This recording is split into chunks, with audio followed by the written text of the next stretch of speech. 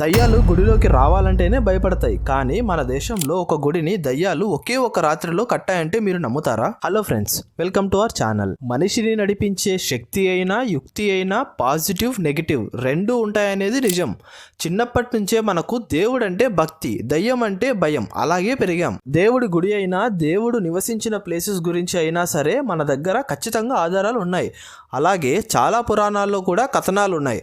కానీ దయ్యం అనే కాన్సెప్ట్ వచ్చేసరికి ఆధారాలు చాలా తక్కువ ఉన్నాయి. నేను ఇది ఎందుకు చెప్తున్నా అన్నది ఈ వీడియో అయ్యేసరికి మీకు క్లియర్గా అర్థమవుతుంది. మన దేశంలో ఎన్నో అద్భుతమైన కట్టడాలతో కూడిన ఆలయాలు ఉన్నాయి, అందమైన ఆలయాలు ఉన్నాయి, కానీ భయంకరమైన ఆలయాలు కూడా ఉన్నాయని మీకు తెలుసా? అలాంటి వాటిలో ఒక దేవాలయం గురించి మీకు ఈరోజు నేను చెప్పబోతున్నాను. సో వీడియో ఎక్కడ స్కిప్ చేయకుండా పూర్తిగా చూడండి. ఆ గుడి పేరు కాకన్మాట్ టెంపుల్. మధ్యప్రదేశ్ మురైనాలోని శిథిలమైన ఈ శివాలయంలో ఎన్నో రహస్యాలు దాగున్నాయి. గ్వాలియర్ నుంచి సుమారు 70 కిలోమీటర్ దూరంలో ఉన్న ఈ టెంపుల్ ఒక పెద్ద మిస్టరీగా ఆశ్చర్యపరుస్తూ ఉంటుంది. ఇక్కడ టెంపుల్లో మహాశివుడు ఉంటాడు. ఇక్కడికి చాలా మంది భక్తులు సందర్శకులు వస్తూనే ఉంటారు. వాళ్ళంతా ఈ విచిత్రమైన కట్టడం చూసి ఆశ్చర్యపడుతూ ఎంజాయ్ చేస్తుంటారు. అయితే దానితో పాటు వాళ్ళందరిలో ఒక రకమైన భయం కూడా అక్కడ ఉన్నంతసేపు ఉంటుంది. మీరు అనుకోవచ్చు, ఇది ఒక ఆసక్తికరమైన కట్టడం, అలాగే మహాశివుడి దేవాలయం కదా, మరి ఎందుకు భయం అని? అది తెలుసుకోవాలంటే మనం ఈ టెంపుల్ స్టోరీ కూడా తెలుసుకోవాలి. ఈ టెంపుల్ ని కేవలం రాళ్లను ఉపయోగించి ఒకదానిపై ఒకటి పేర్చి కట్టారు. ఎలాంటి కట్టడమైనా గట్టిగా ఉండాలంటే సిమెంట్ లేదా సున్నం వాడుతారు.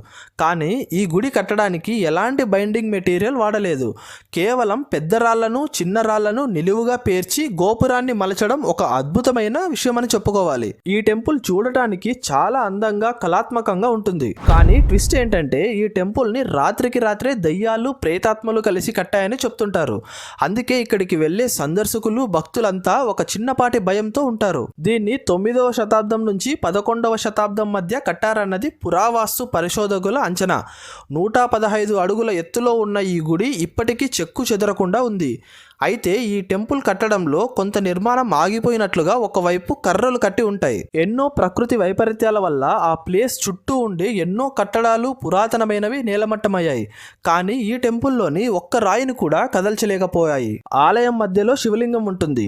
ఈ గుడికి పూజారి లేడు, వాచ్మెన్ కూడా లేడు. కానీ కొందరు హోమ్ గార్డ్స్ మాత్రం ఆ గుడి వైపు ఎవ్వరూ రాత్రి సమయంలో వెళ్లకుండా గుడికి కొంచెం దూరం నుంచి కాపలా కాస్తుంటారు. ఏదో ఒక అతీంద్రమైన శక్తి ఈ గుడి కూలిపోకుండా కాపాడుతుందని అక్కడి వారి నమ్మకం. అయితే ఈ గుడి కట్టడం అసంపూర్ణంగా ఆగిపోవడానికి ఒక కారణం ఉంది. ఆ రాత్రి దయ్యాలు గుడి కడుతుంటే ఎవరో ఒక వ్యక్తి ఆ శబ్దాలు విని అటువైపు వెళ్ళి చూసి ప్రేతాత్మలకు భయపడి గట్టిగా అరవడంతో అవి మాయమైపోయాయని, దాంతో నిర్మాణం ఆగిపోయిందని చెప్తుంటారు. ప్రపంచవ్యాప్తంగా చాలా మంది ఆర్కియాలజిస్టులు ఈ గుడిపై స్టడీ చేయడానికి వస్తారు.